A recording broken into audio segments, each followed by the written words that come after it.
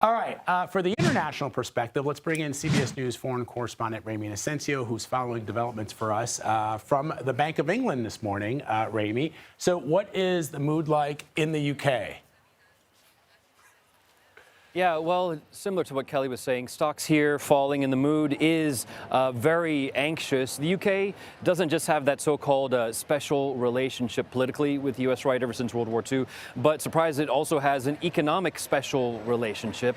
America is Britain's top trade partner, worth about something like $300 billion in imports and exports in the most recent year that we've seen. Think of things like Rolls-Royce engines going into American fighter jets. Think pharma, AstraZeneca, for example, for Americans with cancer, asthma, drugs there. Think Burberry for luxury goods, if that's your jam. Now Trump looks to use tariffs, maybe 20%, maybe 25%, maybe even 35%. We just don't know, right now, on British exports to force the UK to change its policies in order to benefit the U.S. Brits here, they're angry. We talked to some of them this morning. Take a listen.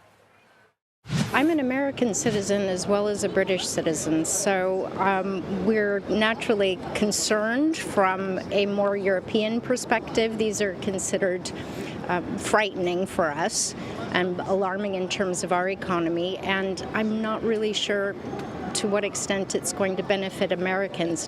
Foolishness. In a word, foolishness. I'm a professional economist, financial economist. We've known since the 1700s that free open trade creates growth, creates economic prosperity, creates employment, and this is a move in the opposite direction. And you could hear it there. It's very much a shake my head kind of moment coming out of Brits here. Trump's tariffs are coming just as Britain's economy looks like it's just starting to stabilize, though, Vlad. Tariffs could now wipe out most of the UK's growth this year. Keir Starmer, the Prime Minister, said the government is preparing for all eventualities and will rule nothing out. And that could imply to mean they could do reciprocal tariffs on the reciprocal tariffs. So, wow, okay. So that's the view from the Bank of England. What are you hearing as far as the European Union is concerned, Ramy? Sure. Well, the EU is even more exposed than the UK to potential pain from those tariffs. And that's because the EU, writ large, exports far, far more in terms of goods to the U.S. Vehicles, one massive European export. Got to talk about Germany, of course. The U.S. is Germany's biggest car export market. Talking about Benzes, talking about Beamers, talking about Bugs from VW. European luxury goods, another major export to the U.S., valued at about $100 billion a year. French and Italian brand makers there. When you think of those companies, though, you also think about wines, think about champagnes. Those potentially could be on the block.